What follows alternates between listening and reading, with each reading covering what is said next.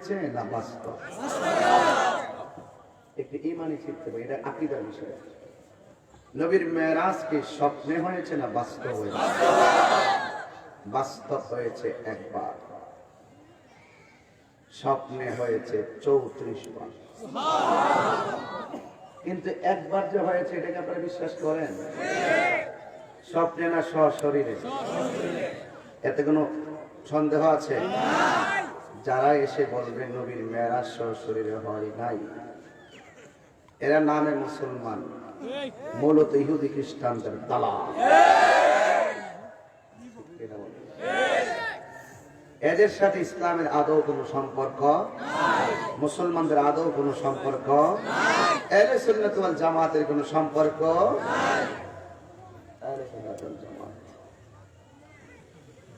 আজকে এমন একটি ক্রান্তিকাল আমাদের, জানেন, হক কথা বলবেন দাম পাইবেন না। যত চুরি বাট করে দান দানে সিটারি করতে পারবেন, দেখবেন আপনি সম্মান কোনো অভাব নেই। তবে এই সম্মান, এটা সম্মান না, এটা মূলত অসম্মান। হেতে মনে করে সম্মান, মূলত জুতারে পারি, কিন্তু এটা বুঝে না।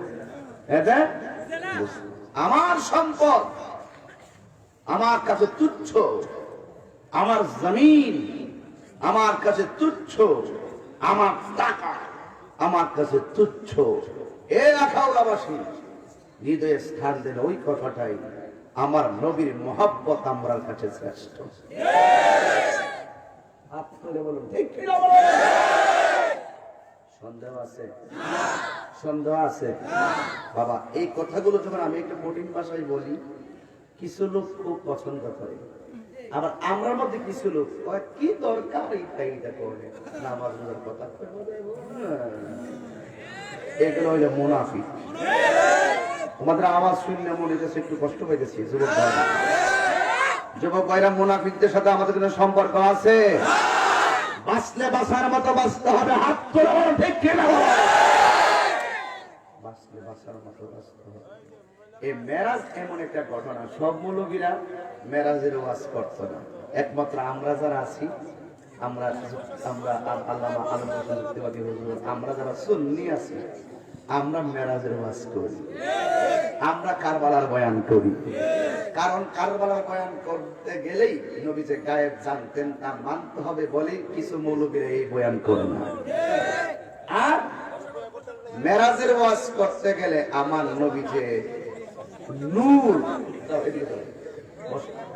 সামনে এসে বসে, এই সামনে এসে বসে, আমার মানে হলো মেরাজের ওয়াজ করতে গেলে আমার নবী যে নূর, এটা মানতে হবে। এই জন্য কিছু মৌলবী, মৌ মানে তরকারি জোলার কি মৌ, ছোট বাচ্চার পেটে মৌ দো, মৌ কিছু জায়গাতে সৌরা দো, কিছু জায়গাতে জোল দো। আর লুবি তো লুবি, ওই মৌলবী মানে জুলের লুবি, মৌলবী সৌরার লোক, টাকার লোক, খাবারের লোক। এই জন্য এদের সাথে আমাদের কোনো সম্পর্ক নাই। ওই মাওলানারাই দামি, ওই পিসাবরাই দামি, ওই বক্তারাই দামি, ওই মানুষটাই দামি। সে হতে পারে রিক্সাওয়ালা, হতে পারে সিএনজিওয়ালা, হতে পারে কোদাল দিয়ে মাটি কাটুন নেওয়ালা, হতে পারে রাস্তার মুছি, হতে পারে কর্মী, হতে পারে দিনমজুর। আমরা তাকে সেলট দিব যদি তার হৃদয়ে নবীর মহব্বত থাকে। কিন্তু তুমি ওসিফ, তুমি ডিসি, তুমি বড় বিশ্বাস, তুমি বড় বক্তা, তুমি এমপি, তুমি মন্ত্রী, যখন দেখবো তোমার মাঝে নবীর মহব্বত নাই, তোমার সাথে আমাদের কোনো সম্পর্ক। সঠিক? সঠিক। এই ইমানটা রেখে যদি, আমার মাস্টার সাহেব বলছিলেন, মনোযোগ লাগবে। কি লাগবে? মনোযোগ লাগবে। এই মনোযোগ যদি দিতে চান, এই মেরাজের ওয়াজটা শুধু আজকে ঘটনা হিসেবে আপনারা শুনবেন না। অনেকে মনে করে মেরাজ একটা ঘটনা, ঘটনা তো শুনছি ওই, আর বোকা, মেরাজ মূলত ঘটনা না, মেরাজ মূলত ইমানদারের একটি ইমানি চেতনা। কারবালা মূলত ঘটনা না, কারবালা মূলত ইমানদারের ইমানি চেতনা। ঠিক কি না? এই চেতনা যদি না বুঝেন তাহলে ঘটনা কি বুঝবেন? ঘটনাকে ঘটনা বলে উড়িয়ে দিবেন না। ইসলাম জিন্দা হো তাহাই হার কারবালা কি বাত। আর আমার নবী মেরাজ দিয়া বুঝাইয়া দিলেন, আসমানোं पर सब नबी रह गए, अर्शे आज़म पे पहुंचा हमारा नबी सबसे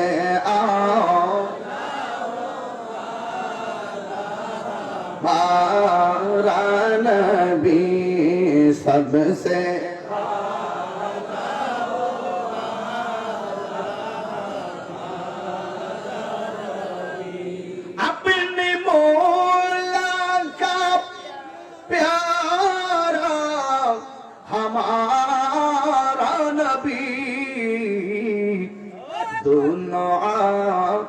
दोनों आलम का दुल्हा हमारा नबी सबसे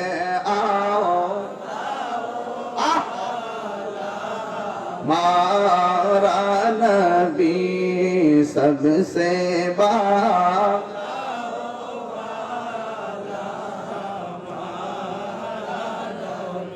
मुल्क कौनैन में अंबिया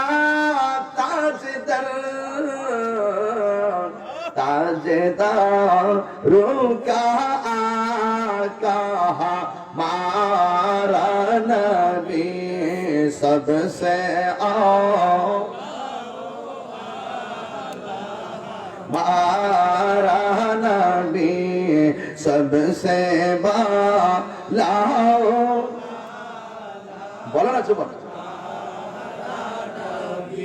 কষ্ট হচ্ছে আপনাদের? অর্থগুলা বুঝতে পারতেছেন তো? আসমানों पर सब नबी रह गए। আসমানে এক, প্রথম আকাশে, দ্বিতীয় আকাশে, তৃতীয়, চতুর্থ, পঞ্চম সব নবীকে আল্লাহ রেখে দিলেন।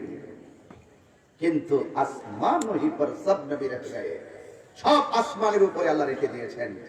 अर्श आज़म पे पहुंचा हमारा नबी, अर्श आज़म पे पहुंचा আমাদের নবী। যেই জায়গা কখনো কোনো চোখ দেখে নাই, সেই জায়গাকে আমার আল্লাহ তার হাবিবকে দেখিয়ে দিয়েছেন। মুসা নবী বলছিল, আল্লাহ তুমি আমাকে দেখা দাও। আল্লাহ বলেছেন, লান তারানি, কখনই দেখতে পারবে না। কেন?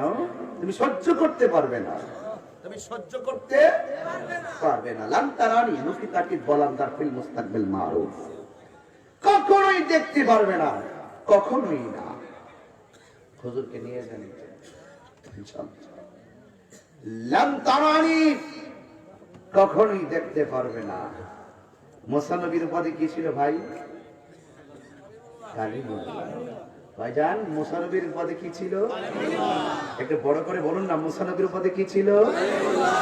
কালিমুল্লাহ। আর আমার নবীর উপাধি ছিল হাবিবুল্লাহ। What is the difference between কালিম এন্ড হাবিব? মাস্টার স্যার আছেন এখানে, ঠিক আছে না? What is the difference between কালিম এন্ড হাবিব? কালিম এবং হাবিবের মাঝে পার্থক্য কি? এনাফ ডিফারেন্স বিটুইন কালিম এন্ড হাবিব। অনেক পার্থক্য, আকাশ পাতাল পার্থক্য। কালিম হলো তিনি, মুসা কালিম, যিনি তুর পাহাড়ে গিয়ে বলে, আল্লাহ কথার কত বলবো, আল্লাহ তোমার সঙ্গে আর কত কথা বলবো, তুমি আমার একটু দেখা দাও। আল্লাহ বলেন না, আমাকে দেখা সম্ভব না। আর হাবিব হলো তিনি, যিনি বিছানায় আরামে ঘুমায়া থাকে। আল্লাহ বলে, ও জিবরাইল, ঘুম থেকে বন্ধুরে তুলে নিয়ে আসো আমার দিদারের জন্য। সংক্ষেপে পার্থক্য বোঝা গেছে? তাহলে সেই নবীর সম্মান কি আমাদের মতো? তাহলে মৌলবীরা বুঝে না কেন? তাহিরির বিরুদ্ধে কথা কয়। দেখেন সাহসটা কত, মানে কত বড় স্পর্ধা। এরা কি জানে না যে আমরা যারা সুন্নি গায়ের জোরে কথা বলি না, আমরা দলিলের জোরে কথা বলি। কিসের জোরে ভাই কথা বলি? মুসা নবী তুর পাহাড়ে যাক 70,000 নূরের পর্দার ভিতর থেকে যাররা পরিমাণ নূরের জিলিক যখন মারছে, মুসা নবীকে আল্লাহ আমি কই, তুমি তুর পাহাড়ে। তুর পাহাড়ের অবস্থা এমন কেন? আমার নূরের তাজাল্লি সহ্য করতে পারে নাই, তাই জ্বলে গেছে। আর আমার নবী যেখানে জিব্রাইল যেতে পারে না, সেই জায়গা ব্যাট করে আমার নবী লামা কানে, নবীর একটা পশম কিছু হয় নাই। কালিমুল্লাহ হাবিবুল্লাহ বুঝছেন তো? এবার আসেন দেখি মাল ফারকু বাইনাল খলিল ওয়াল হাবিব। খলিলুল্লাহ আর হাবিবুল্লাহর মধ্যে পার্থক্য কি? খলিল হলো ইব্রাহিম নবীর উপাধি। ইব্রাহিম নবীকে আল্লাহ বন্ধু বানাইতে চাইয়া 10টা পরীক্ষার হলে দিছে, এরপরে আল্লাহ ইব্রাহিম নবীরে খলিল বানাইছে। কিন্তু আমার নবীকে হাবিব বানাইতে চাইয়া একটা পরীক্ষা করে নাই, ডাইরেক্ট বলছে বন্ধু গো, আমি কুনতু কানজান মখফিয়ান, আমি গুপ্ত ভান্ডার ছিলাম, আপনাকে বানিয়ে, আপনাকে হাবিব বানিয়ে আমার গুপ্ত অবস্থাকে প্রকাশ করলাম। কি বোঝা যায় কিছু? হাবিবুল্লাহ, এদের নাম হলো হাবিবুল্লাহ। হাবিবুল্লাহ আল্লাহ রাব্বুল আলামিন কোরআনে বলেন, সূরার নাম সূরা বনী ইসরাইল। আল্লাহ রাব্বুল আলামিন সেই সূরা বনী ইসরাইলের প্রথম আয়াতে আল্লাহ এভাবে বলেছেন, সুবহানাল্লাযী আসরা বিআবদিহি লাইলাম মিনাল মাসজিদিল হারাম। এই ঘটনাটা এমন একটা ঘটনা, যেই কোরআনে ঘটনাটা আসার আগেই আল্লাহ সুবহান শব্দটা লাগাইয়া দিল। আল্লাযী, যিনি আসরা ভ্রমণ করিয়েছেন, বিআবদিহি তার বান্দাকে, বা মানে জিব্রাইল, আব্দুল মানে হলো নবী, হি মানে হলো আমার আল্লাহ, যাকে আমার আল্লাহ ভ্রমণ করিয়েছেন জিব্রাইলের মাধ্যমে সেই আল্লাহর দিকে। এখানে লাইলাতুন বলে নাই, লায়ালুন বলে নাই, বলেছেন লাইলান। লাইলান মানে হলো পুরা রাত না, 3 রাত না, 10 রাত না। লায়ালুন বলে নাই, লাইলাতুন বলে নাই, লাইলুন মানে পুরা রাত বলে নাই। আমার আল্লাহ বলেছেন লাইলান। লাইলান মানে হলো রাতের একেবারে কিছু অংশ। এই রাতের একেবারে অল্প একটু সময় তারা বন্ধুকে তার দিকে মেরাজ করাইছেন।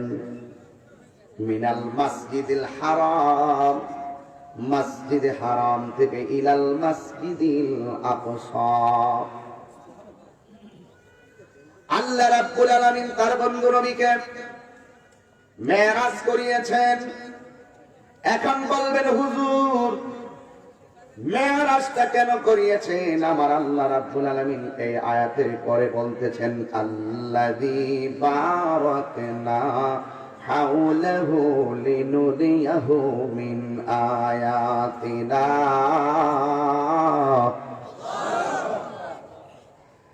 আল্লাহ রাব্বুল আলামিন কোরআনে বলেছেন, আল্লাযী, যিনি বারাকনা প্রদক্ষিণ করাইছেন আমার আল্লাহ, হাওলাহু চতুর্দিকে, লিনুরিয়াহু দেখানোর জন্য আমার নবীকে, মিন আয়াতিনা আল্লাহর যত নিদর্শন আছে সব দেখানোর জন্য আমার নবীরে মেরাজ করাইছেন। আরেক জায়গায় আমার আল্লাহর কোরআনের আয়াত, ইন্নাল্লাহা আশতারা মিনাল মুমিনিনা আনফুসাহুম ওয়া আমওয়ালাহুম বিআন্না লাহুমুল জান্নাহ। আল্লাহ রাব্বুল আলামিন বলেন, নিশ্চয় আমি আল্লাহ মুমিনের জানও কিনেছি, মুমিনের মালও কিনেছি। আপনারা বলেন আমাদেরকে বানিয়েছেন কে? এই আওয়াজে মানি না, জবান খুলে বলো বানিয়েছে কে? আল্লাহ নিজেই বানাইলো। আবার আল্লাহ প্রেমের সুরে কয় আমি কিনেছি। আমার ঘর আমি বানাইলাম, আমি আবার কিনলাম, শুনতে কেমন দেখা যায়, কিন্তু আমার আল্লাহ কয় ফি আইয়ি সূরাতিন মা শাআ রাক্কাবাক। আমি আল্লাহ রাব্বুল আলামিন বান্দাকে বানাইছি এই 1 2 3 4 5 6 7 8 9 10 11 জন আমার প্রথম সারিতে বসা আছে। একটু গভীর ভাবে তাকায় দেখেন, একটা চেহারার সঙ্গে একটা চেহারার মিল নাই। আমার সমাজে কেউ কালো আছে, আমার সমাজে কেউ লম্বা আছে, আমার সমাজে কেউ খাটো আছে। খাটো আর কালো বলে তাকে ঘৃণা করবেন না, বোবা বলে তারে ঘৃণা করবেন না, অন্ধ বলে তারে কানা বলবেন না। আমার একটা ব্যক্তিগত কথা বলি, গত 3 দিন আগে কাউতলি পার হলাম। হ্যাঁ, কাউতলি পার হয়ে অনেক দূর সামনে গেলাম। সামনে যাওয়ার পরে আমি দেখলাম আমার সামনে প্রায় 7-8 জন হিজড়া। কয়জন? 7-8 জন একেবারে রাস্তা ব্লক করে দিছে। মনে মনে ভাবলাম আমি তাদেরকে কিছু দিয়ে দিব। ওরা কিভাবে খবর পাইছে বিয়ের গাড়ি যাবে এদিকে? কিসের গাড়ি? বিয়ের গাড়ি ধরে সবাই। হ্যাঁ, এর একটা নেটওয়ার্ক আছে প্রতি গ্রামে। আমার আমার দোষী আমার পেয়া দিয়ে 4-5 হাজার নিচে মানে না। তো আমি তো এখন আমার সামনে পড়ছে 7-8 জন, এমন ভাবে হুট করে বের দিছে, আমি তো গাড়ির ভিতরে আমার দেখে নাই। হঠাৎ করে আমার সামনে দিয়ে গাড়ি আসতেছে, গাড়ির লাইটটা পড়ছে আমার গাড়ির বরাবর। হুট করে দেখছে আমি গাড়ির ভিতরে বসা আছি। মনে মনে ভাবলাম তাদেরকে কিছু টাকা দিয়ে দিব, টাকাটা রেডি করবো। হুট করে 3-4 জন আমার একদম গ্লাসের কাছে আইসা এমন ভাবে আমার দিকে তাকাইয়া বলতেছে, এই গাড়ি সাইডাতে, এটা তাহির হুজুরের গাড়ি। আমি অবাক হয়ে গেছি, আমি আশ্চর্য হয়ে গেছি, স্ট্যান্ড হয়ে গেছি। ওরা বলে ছেড়ে দে, এটা তাহির হুজুরের গাড়ি। সবাই ছেড়েছে। আর 2টা কোনাদা দাঁড়ায় বলতেছে এমনি, আসসালামু আলাইকুম। আল্লাহ করে বলবেন না? কারণ এরাও মানুষ। আমার ভিতরটা, আমার কলিজাটা বাঘের মতো হয়ে গেছে। দেখছেন নি, আমাদের মতোই কিছু মানুষ এদেরকে বিভিন্ন সময় অবজ্ঞা করে কথা বলে। আল্লাহ বলেন, যেমনই সুন্দর হোক না কেন, যেই প্রকৃতির হোক না কেন, আমি আল্লাহ রাব্বুল আলামিন প্রত্যেকটা বান্দারে অনেক মায়া কইরা বানাইছি। বুঝছেন? ধমক দিয়েন না, এরও মানুষ, এরও কি? এই জন্য আমি প্রায় মাহফিলে মাননীয় প্রধানমন্ত্রীকে বারবার বলি, এদের জন্য আলাদা একটা সুযোগ সুবিধার দরকার। কথা কোন ঠিক কিনা বলেন? এই জন্য এদেরকে অবহেলা করা যাবে না, মাইল দেওয়া যাবে না। এদেরকে পারলে সহযোগিতা করবেন, কারণ হিজরা যারা, এরাও সৃষ্টিকার। আরো জোরে বলুন কার। এই জন্য আমার বাবারা, কোথায় থেকে যেন কোথায় গেলাম। হ্যাঁ, আল্লাহ রাব্বুল আলামিন বলেন, আমি আল্লাহ বানিয়েছি, আমি আল্লাহ কিনবো। ও আল্লাহ, তুমি মুমিনের জান কিনবে, তুমি মুমিনের মাল কিনবে, কিসের বিনিময়ে? আপনারা বলেন আমাদেরকে বানাইছে কে? আবার আল্লাহ বলে, আমি সবার থেকে কিনতাম না, মুমিন থেকে কিনব। এর দ্বারাই প্রমাণ হয় আমার আল্লাহ মুমিনকে কত ভালোবাসে।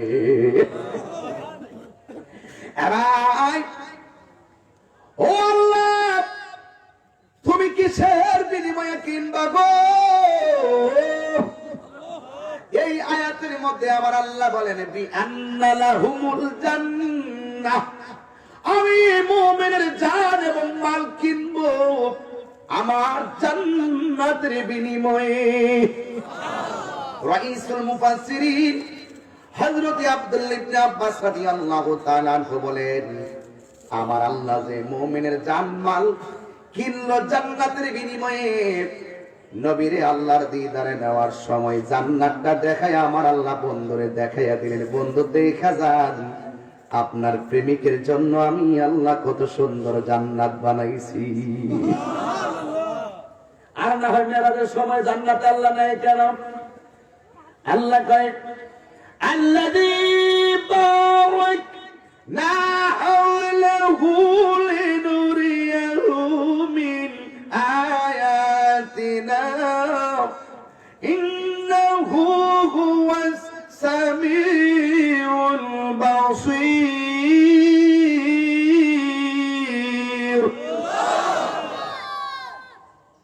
আল্লাহ রাব্বুল আলামিন বলেন, আমি আমার বন্ধুরে মেরাজ করাইছি আমার কুদরত দেখার জন্য। সবচেয়ে বড় কুদরত হলো আমার আল্লাহ। সব আল্লাহ ডাক দিয়ে কি জিবরাইল জান্নাতের ভিতরে যাইবা, আমার বন্ধু নবীর পোশাকগুলো আমি আল্লাহ বানায় রাখছি। দরকার তেলার থেকে নবীর জামা বানানো হয় নাই, ঢাকার সালমন টেইলার থেকে নবীর জামা মুবারক বানানো হয় নাই। কোন রঙের কাপড়টা নবীর বদন মুবারকে লাগলে সুন্দর লাগবে গো, আমি বুঝাইতে পারতাম না। আল্লাহ নবীর কত মহব্বত করছে, হৃদয়টা ভাগ ভাগ হয়ে যায়, কি বুঝাইতাম। আল্লাহ ডাকবি কেমন সুন্দর জামা, বন্ধুর বদন মুবারকে কোন জামাটা পরলে সুন্দর লাগবে, এই চয়েসটা পৃথিবীর কেউ করে নাই, এই মাপটা পৃথিবীর কেউ গ্রহণ করে নাই, এই ডিজাইনার একমাত্র আমার আল্লাহ। এবার আল্লাহ ডাক দিয়ে বলেছি, এই এই গামছা, এই লোকটা কেডা? না না এটা উচিত না, এটা উচিত না। একটা দরমার কি মাহফিল কি সবসময় পাইবা নিয়া? সবসময় কি মাহফিল হয় এলাকা? একদিন মাহফিল হয়, পাগলের মতো মাহফিলে বলে দেখা খবর বাসে যেন চোখের পানি ভালাই বাড়ি যাবেন। কি আশ্চর্য হয় যে মানুষগুলো বুঝে না কিছু। খবরবাসীরা বলে এতিম আজকে মেরাজের বয়ান করব, কিন্তু কবরবাসীরা কবর থেকে হাসতেছে, আমার জন্য আমার আপনজন দোয়া করলেই আজকে আমি নাজাত পেয়ে যেতে পারি। এত অপেক্ষমান, যেমন করে বাজারে বাবা যায় বাজার করার জন্য, সন্তান অপেক্ষা করে আমার বাবা ভালো মাছ নিয়ে আসবে, আমার বাবা ভালো খাবার নিয়ে আসবে, আমার মা রান্না করবে, আমি খাবো। ঠিক কবরবাসী কবর থেকে অপেক্ষা করে আমার স্বামী আমার জন্য দোয়া করবে, আমার স্ত্রী আমার জন্য দোয়া করবে, আমার সন্তান আমার জন্য দোয়া করবে, আমার বাবা আমার জন্য দোয়া করবে। এই দোয়াটা কবরের ভিতরে আকাশের পূর্ণিমার চাঁদ যেমন সত্য, দোয়াটা কবরে চলে যায় তেমন সত্য। তোমার নকল বাড়িতে ধান্দাই পেয়েছে, নকল বাড়ি তোমাকে ডাকতেছে, যাও কবরে যাও, গেলে বুঝবা কবর কি জিনিস। কথা কর না কেন? এই জন্য দিলটা নরম করা লাগবে, নড়াচড়া নাই, কোন উঠা বসা নাই। আমি বেশি লম্বা করব না, রাত্র গভীর হয়ে যাচ্ছে। তবে শুরুতে একটা কথা বলতে চাই, হায়াতের মালিককে।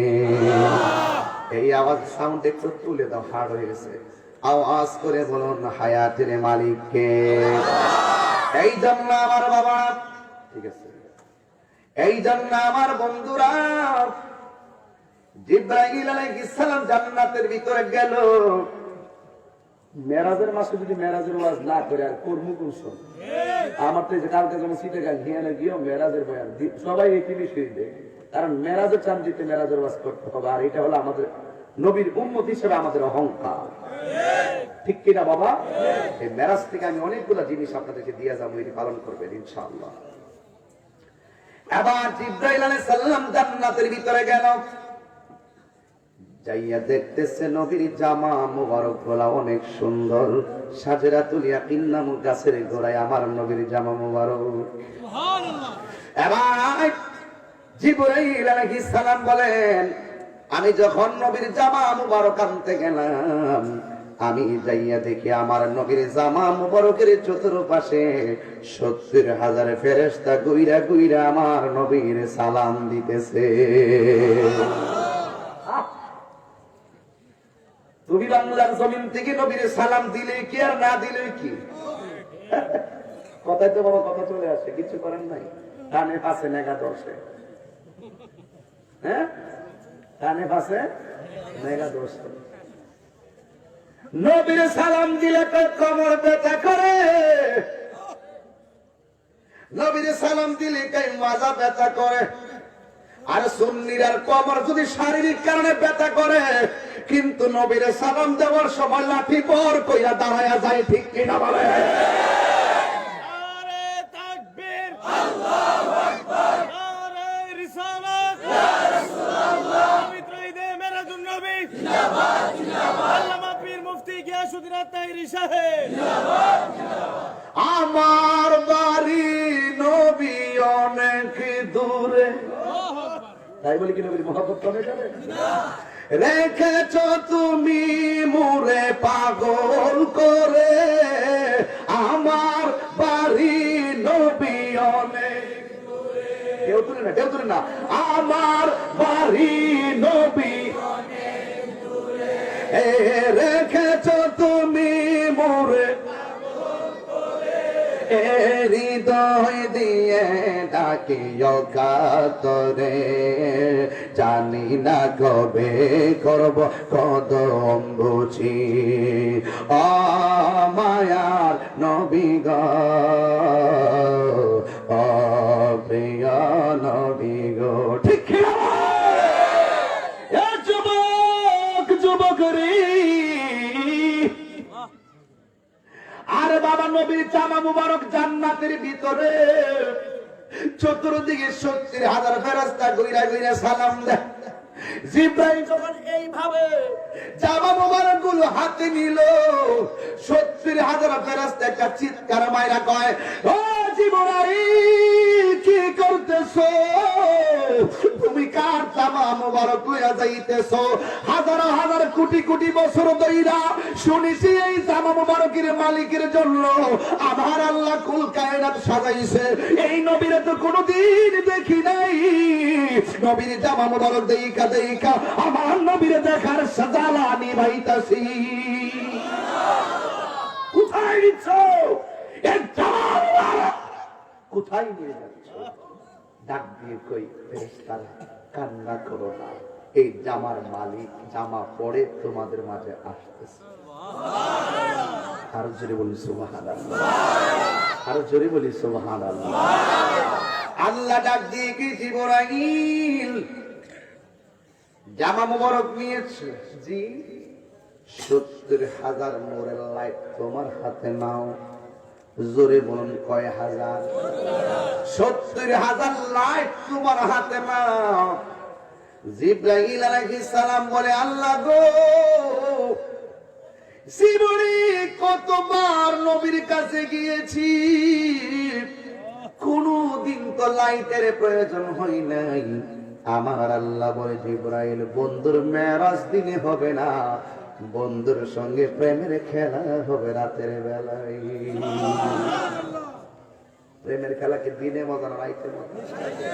আল্লাহ প্রেমের খেলা শিখাইছে। দেখেন না রাত্রে মাহফিলটা করলে একটা জুস লাগে আলাদা, কথা কোন ঠিক কিনা? আজকে নবীর মহব্বতের মাহফিল হবে, যার বাতি লাগাইছে ওই বাতি দেখো লিপস্টিক লেগে, হ্যাঁ দিই না দিই বাতির গালে লেগে। আরে কয় কি নবীর মহব্বতের আলোচনা হবে, যার বাতি লাগাইছে। আর আমার নবী দুনিয়াতে আসবে, আমার আল্লাহ সারা পৃথিবীটার মধ্যে তারকা দিয়া যার বাতি লাগাইছে, ঠিক কিনা বলে? ওরা দলিল ভাই না, দলিল কয়টা না বলে আসে। এই জন্য আমার বাবারা কষ্ট হইতেছে আপনারা, মাপ চাই, যদি ক্লান্তি হয় আমার কইেন, আমি মুনাজাত দিয়ে দিই। কারণ আমি চাই একসাথে দোয়া পেরে যাবো। রাজি আছেননি? এই রাজি আছেননি? নবীর মেরাজ কি মেম্বারে রাইট হওয়া রাইট বলে হয় তো। আর এটা সত্যি গেছে, আমরা 5 জন বক্তব্য মিলে বাদ করি, তুমি করবা মেরাজের কারণ, আর তুমি করবা মসজিদ আকসা পর্যন্ত ঘটনা, আরেকজন করবা মসজিদ আকসা থেকে আসমান পর্যন্ত।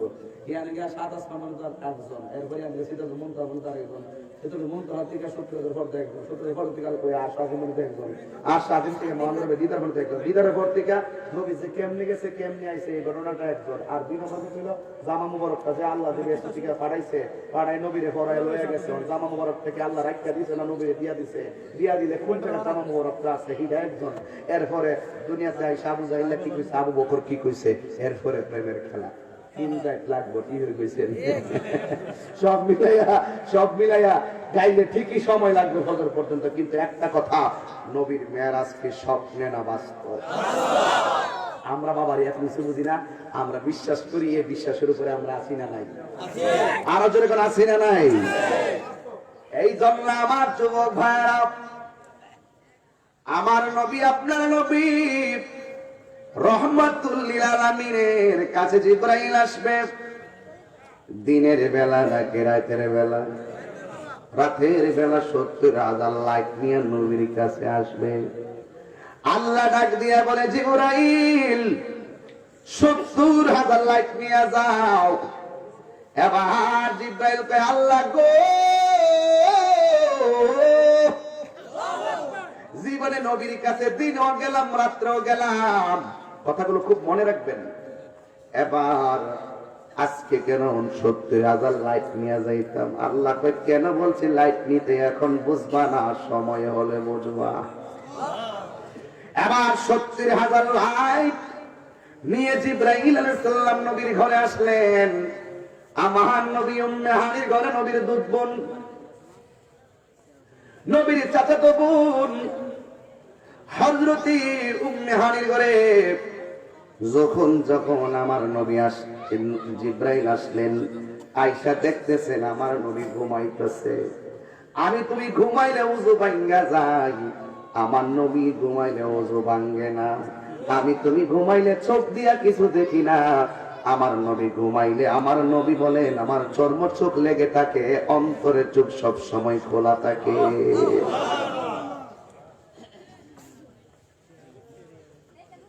এই জন্য আমার নবী ঘুমায় জিবরাইল আলাইহিস সালাম একবার ডানে যায় আর একবার বামে যায় নবীরে ডাক দিলে আমার নবী কষ্ট পাবে আল্লাহ বলে জিবরাইল আমার বন্ধু নবী ঘুমায় তোমার জিহ্বাটা আমার নবীর কদম মোবারকে লাগায়া দাও এবার জিবরাইল আলাইহিস সালাম এখান থেকে বয়ান না ধরলে রাষ্ট্রে বুঝবো না এই জন্য মেরাজ যেহেতু শুরু থেকে শুরু করলাম এবার আমার নবীর জিহ্বা নবীর কদম মোবারকে জিহ্বাটা লাগাইয়া দিলেন আমার নবী ঘুম থেকে উঠে গেলেন আমার নবী ডাক দিয়া বলে জিবরাইল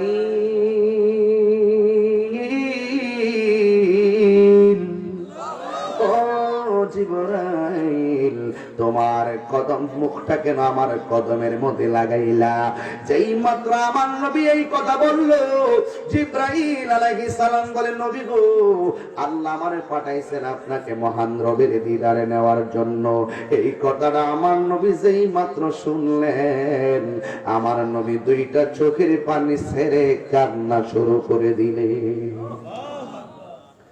ইয়া রাসূলুল্লাহ নবী গো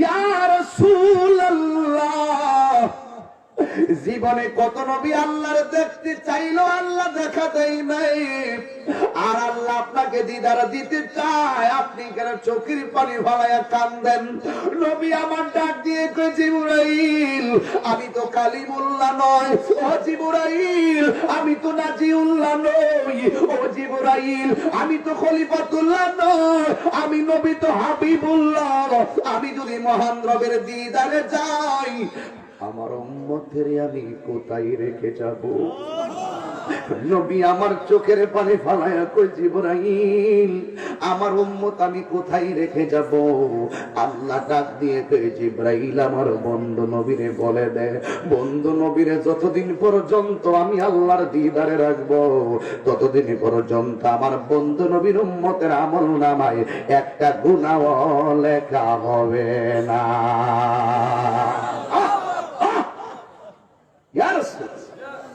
সাথে সাথে আমার নবী একটা মুস্কি হাসি দিলেন কি হাসি দিলেন ফাতাবাসসাম সাথে সাথে নবী একটা মুচকি হাসি দিলেন। হাসি হলো তিন প্রকার। এক প্রকার হাসির নাম হলো তাবাসসুম, আরেক প্রকার হাসির নাম হলো দেহেক, আরেক প্রকার হাসির নাম হলো কাহকা।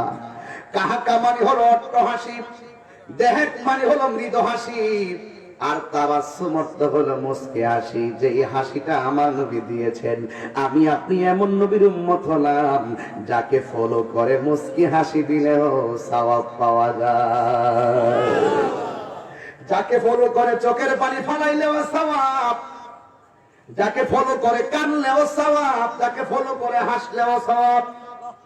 আমার মেয়ের নাম হলো তাবাসসুম। আমার মেয়ের নাম কি? তাবাসসুম। নামটা কেমন হইল?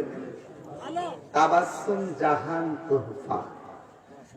তাবাসসুম অর্থ মুচকি হাসি, জাহান অর্থ পৃথিবী, আর তোহফা অর্থ উপহার। পৃথিবীর মুচকি হাসি উপহার। আমি বিয়ের আগে আল্লাহর কাছে, আল্লাহ যদি বিয়েটা করি তাহলে একটা মেয়ে দিবে। বিয়ের পরই কথাই বলছি, দুজন মিললেই কইছি আল্লাহ একটা মেয়ে দিবে।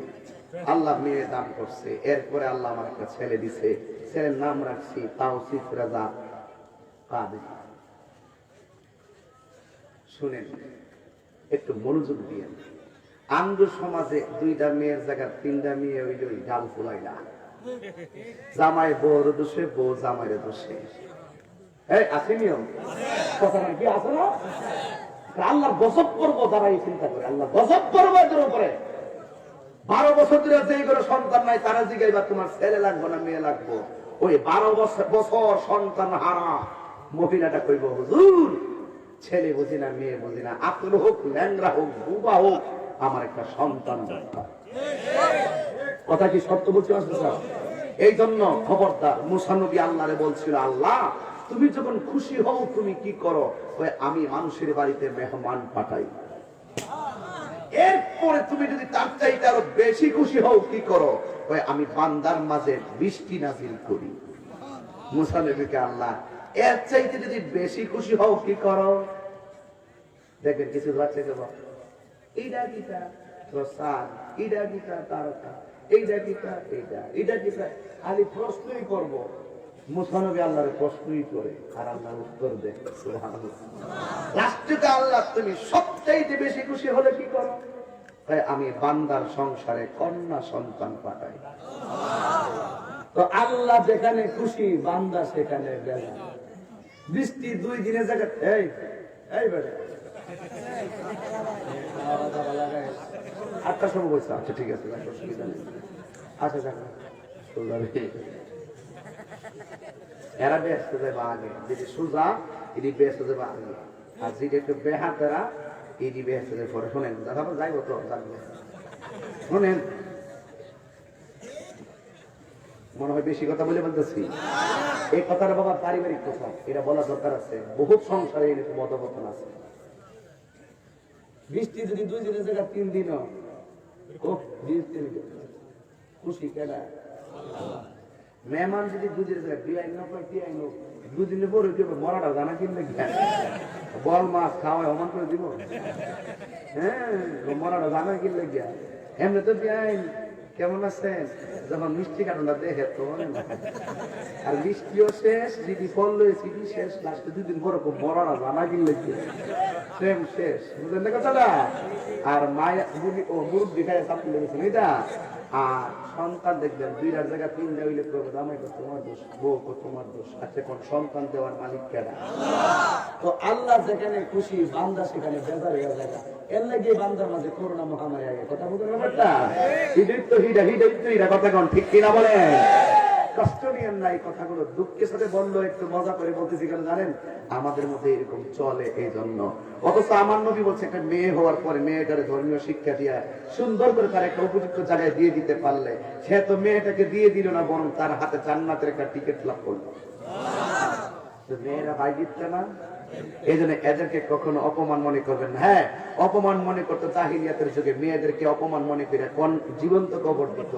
আর আমার নবী এসে যখন পৃথিবীটা ছিল মানবাধিকার বিহীন, আমার নবী সাম্যের ডাক দিয়ে নারী থেকে শুরু করে ধর্মের সকল মানুষের মাঝে মানবাধিকার প্রতিষ্ঠা করেছেন।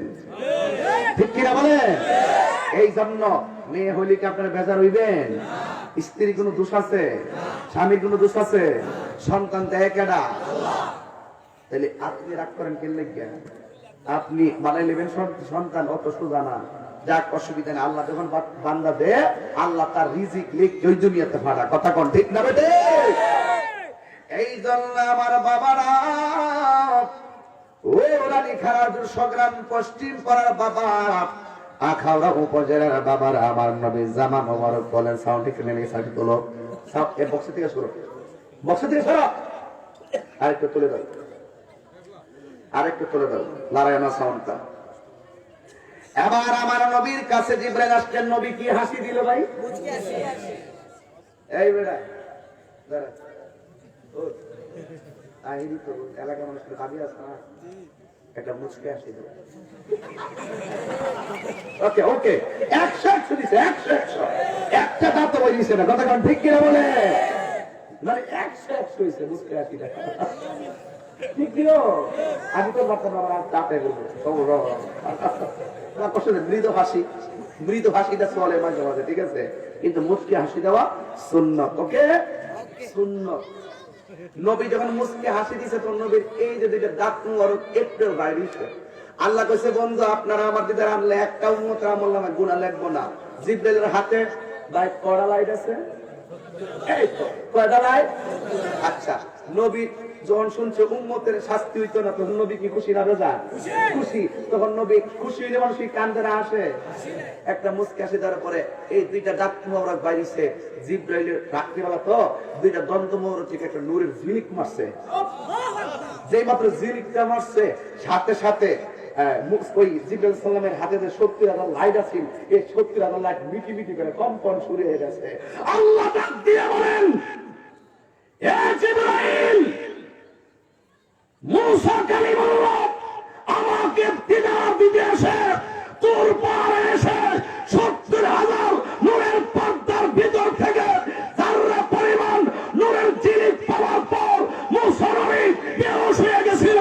আজকে তুমি যদি আমার বন্ধুর সামনে, নূরানী জলকের সামনে 70,000 লাইট না নিয়ে যেতে, তুমি এমন ভাবে বেহুশ হয়ে যেতে, বেহুশ হয়ে যেতে।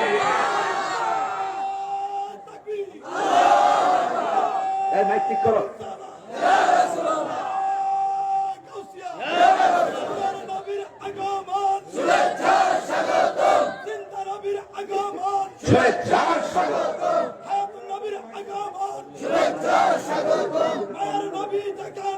আমরা আছি সেখানে, সুন্নিয়াত যেখানে আমরা আছি সেখানে, মিলাদ কিয়ামের আলো ঘরে ঘরে জালো, কোরআন সুন্নাহর আলো ঘরে ঘরে জালো, সদুরা দরবার শরীফ। শুনুন, আমার কথা কি আপনারা বুঝতে পারছেন? কথা কেন বুঝতে পারছেন? জিবরাইলের লাইট গুলো মিটি মিটি করা শুরু করছে। যদি তুমি লাইট না লয়ে যাইতা, আমার বন্ধুর নবীর নূরের ঝলকানিতে তুমি বেহুশ হয়ে যেতে। সুবহানাল্লাহ বলবেন না? এবার জিবরাইল সালাম জামা মোবারক গুলো নবীরে দিলেন। নবী জামা মোবারক লাগাইলেন। ও আল্লাহর দেওয়া জামা মোবারক, নবীর বডিটাতে, বডি মোবারকে কেমন সুন্দর লাগতেছে। বন্ধু নবী যখন জামা মোবারকটা হইয়া রওনা দিছে, একজন নবীর কবর পাইছে। এই নবীর নাম হলো মুসা কালিমুল্লাহ। মুসা কালিমুল্লাহ কবরের ভিতরে দাঁড়ায়া দাঁড়ায়া নামাজ পড়তেছে। আরেক রিওয়ায়াতে লেখে কবরের ভিতরে দাঁড়াইয়া আমার নবী এদিকে যাইতেছেন, নবীর সম্মানে দাঁড়ায়া নবীর উপরে দরুদ আর সালাম করতেছেন। মুসা নবী কি কবরের উপরে না কবরের ভিতরে? রওজার ভিতর থেকে দাঁড়ায়া নবীর সালাম দেয়। এখন আমার একটা প্রশ্ন হলো, মুসা নবীর রওজার উপর দা আল্লাহ নবীর নিল কেন? অন্যান্য নবীর কবর উপর দা নিল না কেন? মনোযোগ দাও, এদিকে তাকাও যুবক খোলা পান, সাবধান করে দিলাম। এই ঘটনাগুলো এবিসিডির মতো মুখস্থ করো। অন্যান্য কবরের পাশদা নিল না কেন? মুসা নবীর কবরের পাশদা নিল কেন? নেওয়ার কারণ একটাই, মুসা নবী তুর পাহাড়ে যাইয়া বলছিল, আল্লাহ তুমি দেখা দাও। আল্লাহ দেখা দেয় না। মুসা নবীর কবর উপর দিয়া নেওয়া আল্লাহ মুসা নবীরে কইতেছে, আল্লাহ মুসা নবীরে দেখাইয়া দিছে, দেখ আমার হাবিব কারে কয়, দেখ হাবিব কারে কয়। হাবিবুল্লাহ দিদারে যাচ্ছে। এরপরে গেল মসজিদে আকসায়, গিয়ে সেখানে আমার নবী 2 রাকাত নামাজ পড়লেন। নবীর পিছনে মুক্তাদি ছিল আগে থেকেই অপেক্ষমান, সকল নবী রাসূলগণ সেখানে আগে থেকেই অপেক্ষমান। রাসূল সেখানে গিয়ে ইমামতি করবেন, সাথে আছে জিবরাইলের সঙ্গে 70,000 ফেরেশতা। এই 70,000 ফেরেশতা নিয়ে জিবরাইল এমন ভাবে রওনা দিছে, মনে হয় দুলা যাইতেছে, পিছনে যাত্রী হাঁটতেছে। এমন একটা সাজাইয়া বন্ধু নবী মসজিদে আকসায় গিয়ে 2 রাকাত নামাজ পড়লেন। সমস্ত নবীগণ ওই নামাজের মুক্তাদি হলো, একমাত্র আমার নবী ইমাম হলো। সকল নবীদের মধ্যে মুসা নবী আছে না নাই? কথা করেন, আকীদা স্পষ্ট করেন, আকীদা সুন্দর করেন। মুসা নবী আছে না নাই? আমি একদম সাধারণ ভাষায় বলতেছি। এরপরে নবী নামাজ পড়াইয়া প্রথম আকাশে গেল, আদম নবীর সঙ্গে দেখা হলো। এরপরে যাইয়া প্রথম আকাশে আরেকটা নবীর লগে দেখা হয়েছিল। অনেক সময় আমরা প্রথম নবীতে কই, প্রথম আকাশে কই আদম নবীর কথা, ষষ্ঠ আকাশে কই মুসা নবীর কথা, কিন্তু প্রথম আকাশে আরেকজন নবীর সঙ্গে দেখা হয়েছে নবীর। এই নবীর নাম হলো জাকারিয়া পয়গম্বর। জাকারিয়া পয়গম্বরেরটা প্রথম আকাশে হয়েছিল। নবী জিগাইছিল, হে জাকারিয়া, তোমারে যখন করাতের মধ্যে ফালাইয়া 2টা গাছের মাঝখানে তুমি লুকাইছিলা, 2টা গাছ এইভাবে লেগে গেছিল, তখন তারা করাতের গাছের মাছ দিয়া তখন গাছটা যখন কাটে, তখন তোমার সাথে তোমার যে করাত দিয়ে বডিটা কেমন যেটা বুঝতেছি না, করাত দিয়ে ওখানে কাটতেছিল, তখন তোমার অবস্থা কেমন লাগছিল? আমার অবস্থা কি, আমি যখন দৌড় দিছি ওরা আমার দৌড়ায়, আমি গাছের পাশে গেছি, গাছ ভাগ হয়ে গেছে, আমি মাঝখানে দাঁড়াইছি, গাছ জোড়া লেগে গেছে, ওই দিয়ার দোবরা মাঝখান দিয়ে আমার চিরাইতেছে, কিন্তু আমার আল্লাহ বলছে, হে জাকারিয়া, চিন্তা করো না, আমি আল্লাহ আছি। আর জোরে কোন সুবহানাল্লাহ। কোন সময় আসছে টের পাই নাই। প্রেমিক যখন নবীকে দেখে তখন আসলে টের পায় না। যাই হোক, আমার নবী দেখা হলো। ষষ্ঠ আকাশে গিয়ে আবার মুসা নবীর সঙ্গে দেখা হলো। প্রশ্ন হলো, নবী যাওয়ার পথে কবরে দেখলাম মুসা নবী, মসজিদে আকসায় গিয়া মুক্তাদি হলো মুসা নবী, আবার আসমানে যাওয়ার পরে সেখানেও মুসা নবী। মুসা নবী কয়জন? যুবক পোলাপান জোরে বলো, আরো জোরে বলো। মুরব্বীর আওয়াজ আজকে ভালো, পোলাপানের আওয়াজ বেশি ভালো না। পোলাপান কি খাওন চাইলো আমি বুঝি, পোলাপান কিছু শান শুনতে চাই, কিন্তু আজকের ঘটনাটা এমন একটি ঘটনা যেন সারা জীবন চেতনা নিয়ে মানুষের সামনে দায়িত্বহীন কণ্ঠে কথা বলতে পারেন। এই জন্য আমি ডানে বামে যাচ্ছি না, এরপরে বিদায় বেলা একটু সাঙ্গায় যাবো। আপনারা টেনশন করেন না, আপনাদের খোরাকে এটা আমি জানি। তবে একটা কথা বলতেই জোরে খন, মুসা নবী কি 3 জন না 1 জন? ওই পুরাটা আওয়াজ হচ্ছে না, এই মুসা নবী কি 3 জন না 1 জন? পাশের এই পাশে কি করবেন আর এই পাশে আপনি কইেন না, আমি বুঝা লই। মুসা নবী কি 3 জন না 1 জন? শুনছেন না আওয়াজটা? অনকলা কাছে দেন। আপনি এরকম মুসা নবী কি 3 জন না 1 জন? এটা শুনে গেলে শুনি না, এরকম না বুঝা লই না হন। মুসা নবী কি 3 জন না 1 জন? কি হইলো? হ্যাঁ, কেতটুকু কম না, সব আমরা নবীর পাগল। কথা কন ঠিক না বেটি? এবার সবাই মিলে এখন মুসা নবী কি 3 জন না 1 জন? একই মুসা নবী কবরের ভিতরে আমার নবীকে সালাম দিল, দাঁড়িয়ে নামাজ পড়লো। এই মুসা কালিমুল্লাহ মসজিদে আকসায় আমার নবীর পিছনে মুক্তাদি হয়ে নামাজ পড়লো। এই মুসা নবী ষষ্ঠ আকাশে আমার নবীকে সালাম দিল। এর আমি খারের মানুষ মুসা কালিমুল্লাহ থেকে কোটি কোটি গুণ উপরে হাবিবুল্লাহ। ওই হাবিবুল্লাহ মুসা নবী যদি একই টাইমে 3 জায়গায় থাকতে পারে, আমার নবী থাকার ক্ষমতা আছে না?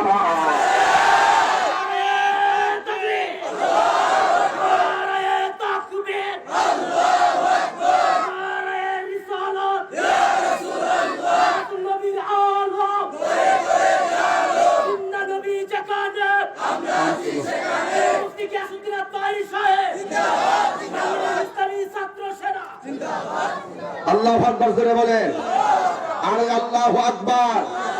মুসা নবী কি তখন দুনিয়ায় জিন্দা ছিল না রওজায় জিন্দা ছিল? দুনিয়া থেকে সব নবী ইন্তেকাল করলো, তাহলে সব নবী সশরীরে মসজিদে এসে দাঁড়াইলো, এক দায়িত্ব প্রমাণ হয়ে যায় সুন্নিরা মন গড়া দলিলে চলে না, সুন্নিরা দলিলের জোরে চলে। আমার নবী সমস্ত পয়গম্বর যদি একই টাইমের বিশ্বের সব জায়গা থেকে মসজিদে আকসার মধ্যে ইমাম নবীর পিছনে নামাজ পড়তে পারে, আমার নবীকে রানীখানের জমিন থেকে মহব্বতের ডাক দিলে নবী আসার ক্ষমতা আছে না?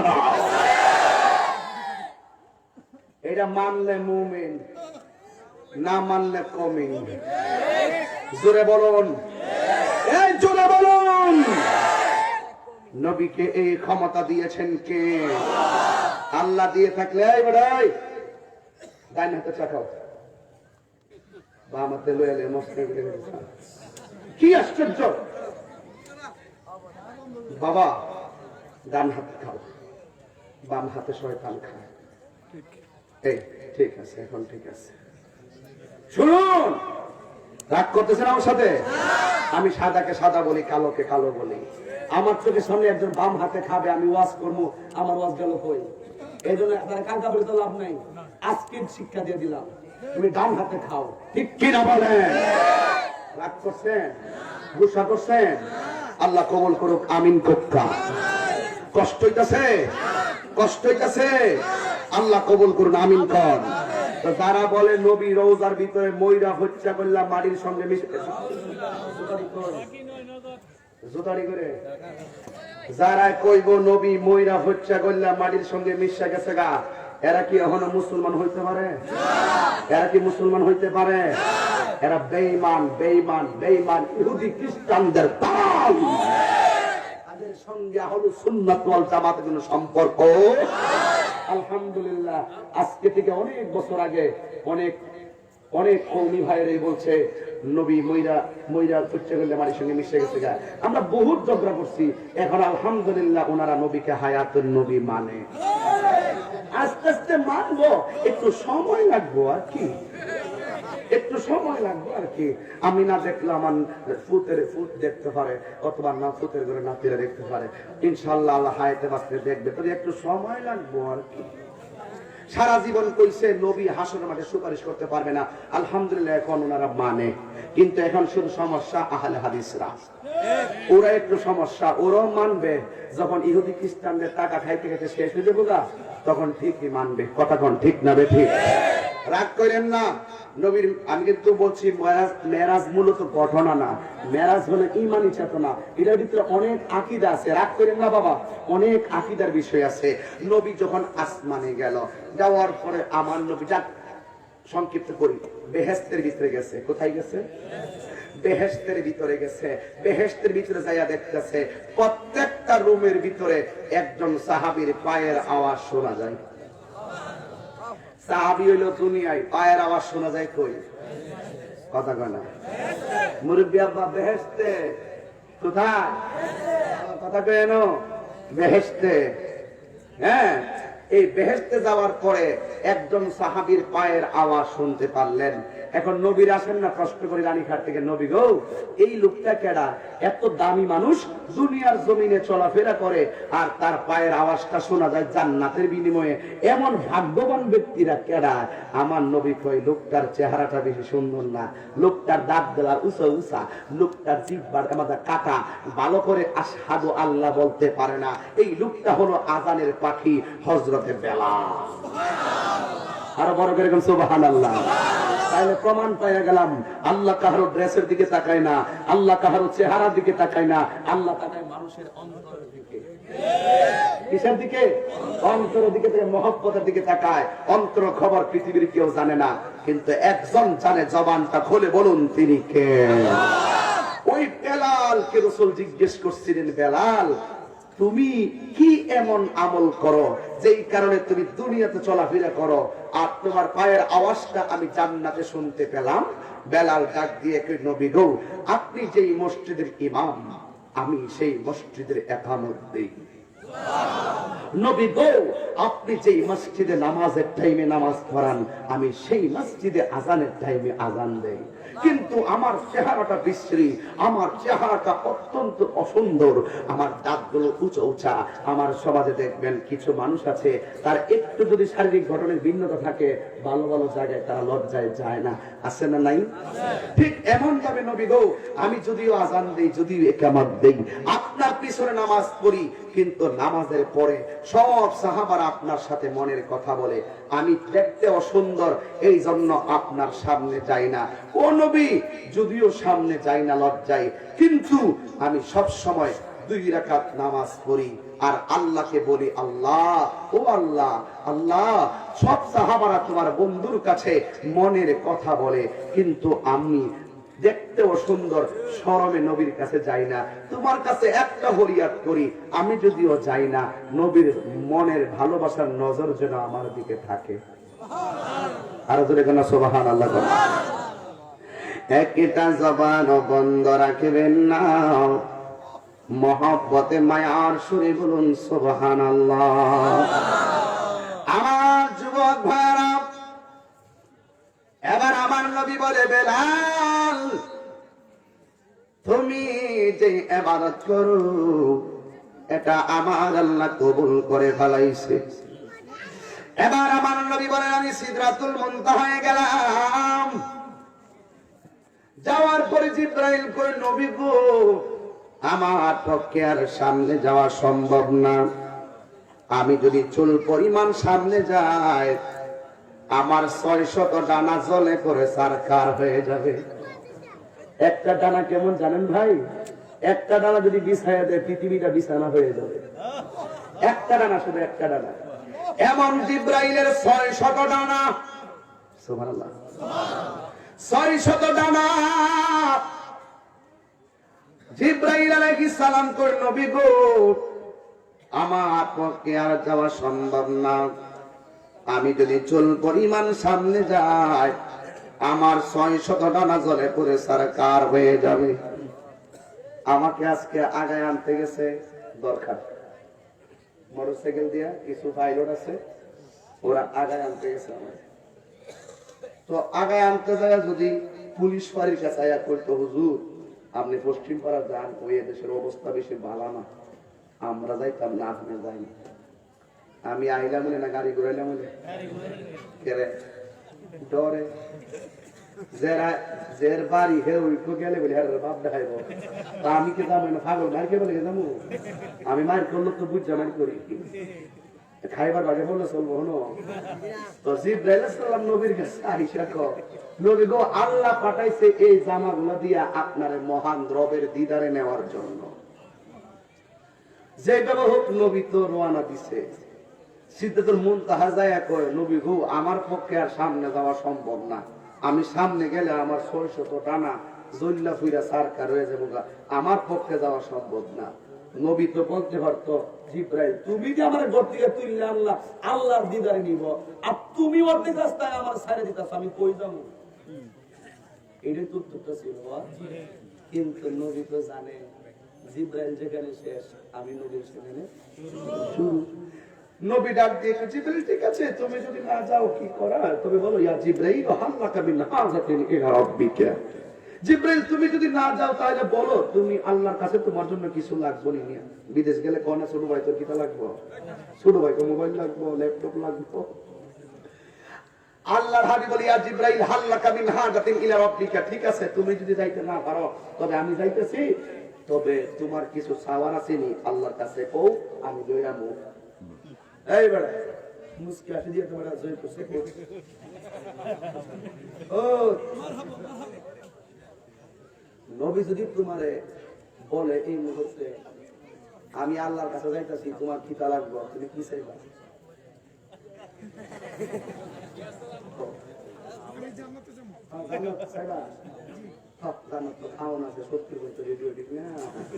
এটা ঠিক আছে, মতলব ঠিক আছে। খাইবার লাগে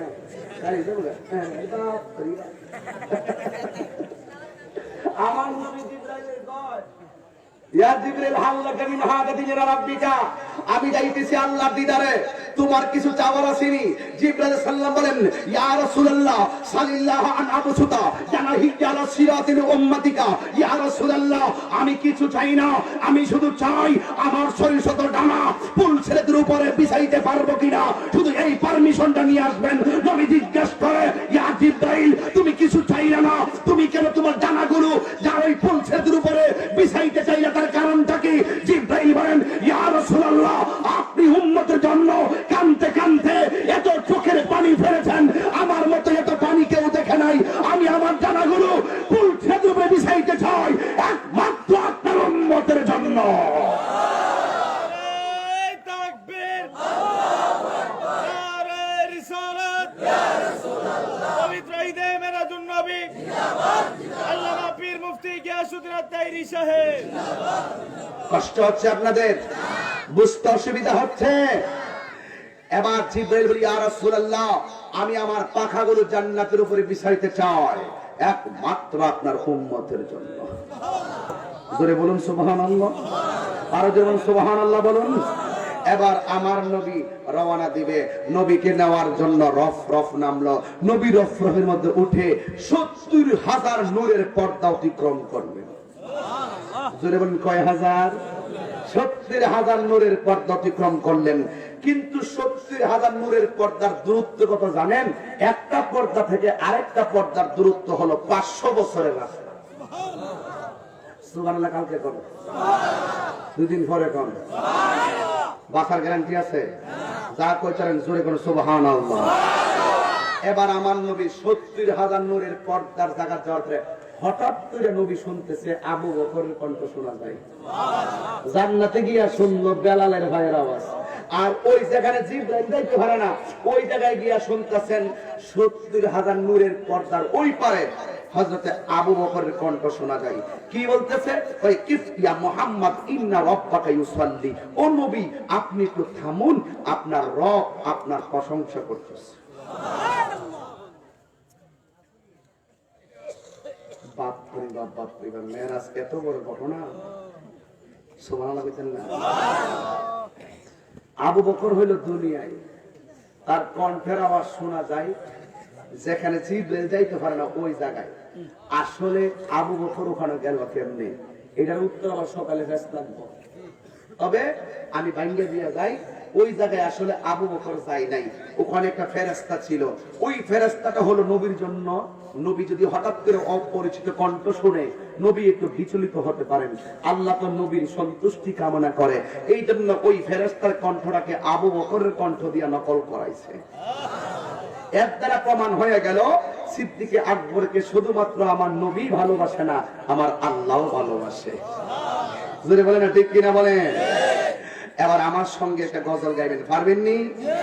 নবীর প্রিয় সাহাবী হযরত আবু বকর সিদ্দিকী, নবীর প্রিয় সাহাবী হযরত আবু বকর সিদ্দিকী, ভালোবেসে শুইল পাশে, ভালোবেসে শুইল পাশে, যাইয়া দেখো মদিনা মদিনা, আসে গো মুমিনের ঠিকানা, বলো না মদিনা মুমিনের ঠিকানা। দিদার চেয়ে কাঁদো তোমরা, দিদার হো না নবীর দেওয়ানা মদিনা, ঠিকানা বলো না মদিনা মদিনা, আসে গো মুমিনের ঠিকানা। জালালউদ্দিন সুয়ুতি ৭৫ বার দেখল নবীজি, জালালউদ্দিন সুয়ুতি ৭৫ বার দেখল নবীজি, এতবার দেখিয়া নবী, এতবার দেখিয়া নবী, জ্বালা তাহার মিটে না মদিনা, আসে গো মুমিনের ঠিকানা, বলো না মদিনা গো মুমিনের ঠিকানা। দিদার চেয়ে কাঁদো দিদার হলা নবীর দেওয়ানা মদিনা দিনের ঠিকানা বলো না মদিনা মদিনা আশিক মুমিনের আবার বলেন না নবীর প্রিয় সাহাবী হযরত আবু বকর সিদ্দিক নবীর প্রিয়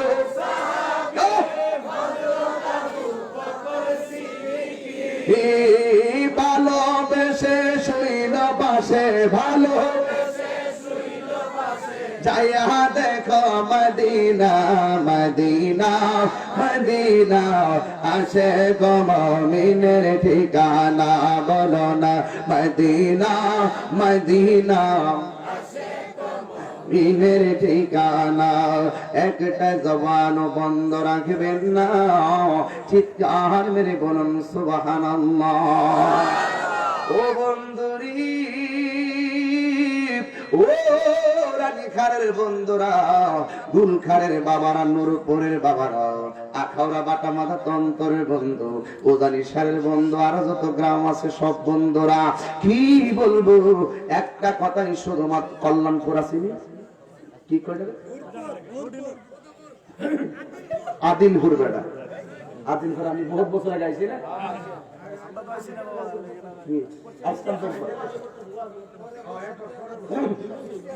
আরে কিতা গান ওয়াজ করছি নবীর নূরের ওয়াজ করে গেছে কিতা করা না সকালে কিতা খাই বিকালে বুঝে যেতাম পারি কিন্তু কোন জায়গাতে ওয়াজ করছি এটা মনে এবার ওয়াজ করছি বুঝলো আছেন না ঠিক আছে আসি না আদিল হলে কেউ আসেনি আমার গো মাশাআল্লাহ মাশাআল্লাহ মেম্বারশিপ আছে নাকি মেম্বারশিপ আছে মাশাআল্লাহ আলহামদুলিল্লাহ আসেননি দেখছেননি বোন আমার এরা কল্যাণ করে আমি জানি না আদিল হলে না এরা সিট আছে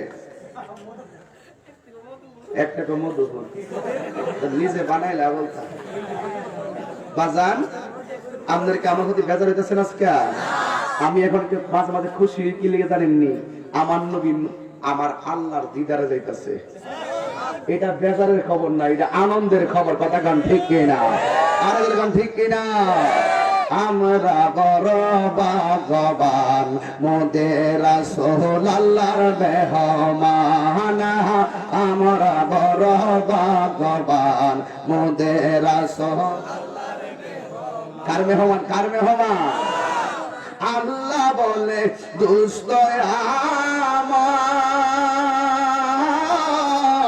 আর জি যত শুনবো আপনার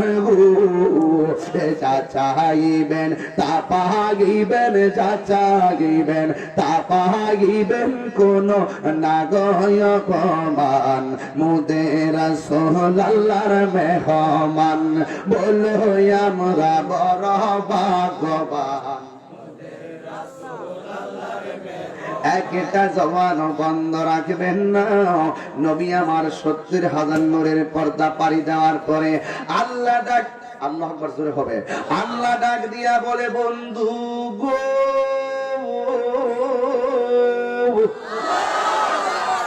এডি তো তাহির সুর এডি তো তাহির সুরটা আমি বুঝি তোমরা কোনটা পাগল এ বাবারা এবার আমার আল্লাহ বন্ধুরে বলেন ইয়া রাসূলুল্লাহ নবী গো আপনার এমন একটা জায়গার কথা বলবো যেই জায়গাটা পৃথিবীর কোনো কান শুনে নাই গো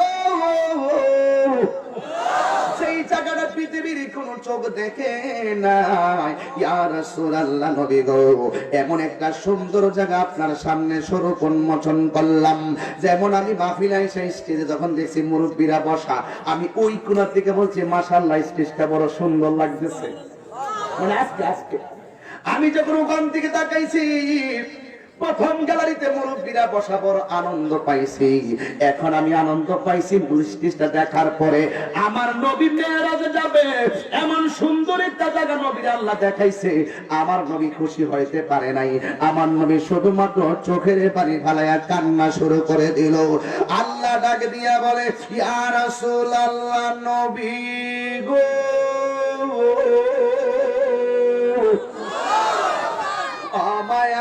নবীজি আপনার এত সুন্দর জায়গা দেখাইলাম, আপনি এই জায়গাটা দেখে দেখে কেন আপনি কাঁদতেছেন? খুব মনোযোগ, এই জায়গাটা দেখে কেন কাঁদেন?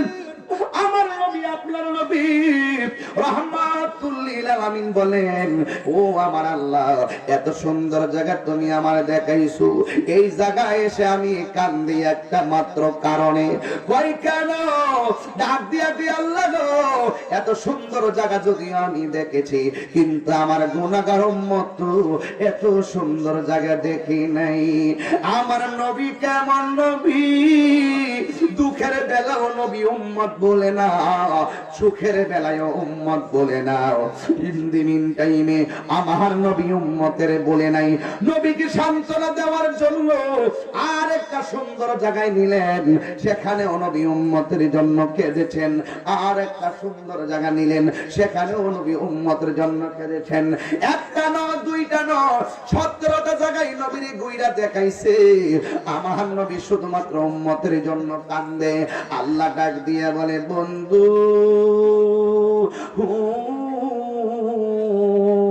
কান্দেন না, আপনার উম্মতের জন্য কান্দেন না। ও বন্ধু গো, যেই 17টা জায়গায় এসে আপনি উম্মতের জন্য কেঁদেছেন, আমি আল্লাহ কথা দিয়ে দিলাম, আপনার উম্মতের জন্য আমি 5 ওয়াক্ত নামাজ যে দিয়েছি, এই নামাজটা দ্বারা কাতারের মধ্যে দাঁড়াইয়া 5 ওয়াক্ত নামাজ যারা পড়বো, আমি আল্লাহ রাব্বুল আলামিন তাদেরকে ওই 17টা জায়গায় ঘুরাইয়া ঘুরাইয়া তাদের ডান হাতে জান্নাতের টিকিট দিয়ে দিব। এখন একটা ইন্টারভিউ নি মরি বাবা, তুমি দাঁড়াও। এই বেটা এখন আজকে লেগে তুই দাঁড়াও। সত্তরা বেটা শুরু করলাম। ফজরের নামাজের ফরজ কয় রাকাত? যোহরের ফরজ কত হইল? আসরের ফরজ কত হইল? মাগরিব কত? কত? এশারের ফরজ কত? 13 আর 4 কত? 17। নবীর ঘুরাইছে কয় জায়গা? 5 ওয়াক্ত নামাজের ফরজ কয় রাকাত? আল্লাহ ডাক দিয়া বলে, বন্ধু এই 5 ওয়াক্ত নামাজের 17 রাকাত ফরজ আপনার উম্মত যারা নামাজের সেজদায় পড়ে যাবে, ও বন্ধু গো, উম্মতের জন্য তুই কান্দো না। আমি আল্লাহ কথা দিলাম, এই মেরাজে আইনা তোমার উম্মত যারা 5 ওয়াক্ত নামাজ 17 রাকাত ফরজ করবে, আমি আল্লাহ রাব্বুল আলামিন এই 5 ওয়াক্ত নামাজের বদৌলতে এই 17টা জায়গা ঘুরাইয়া ঘুরাইয়া তাদের ডান হাতে জান্নাতের টিকিট দিয়া দিবা।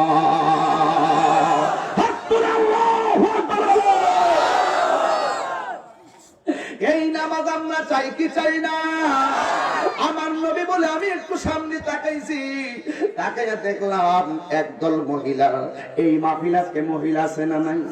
ও আম্মা রাগ কইরেন না, গুসা কইরেন না, কথাটা কইয়া দিয়ে যাই।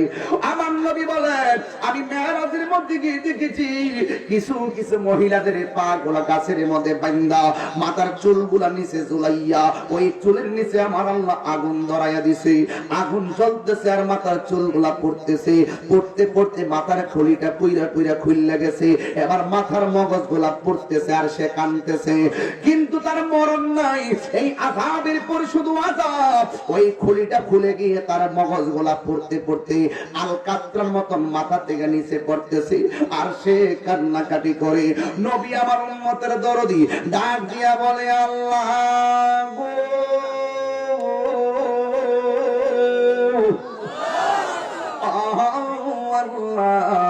এরা কারা গো?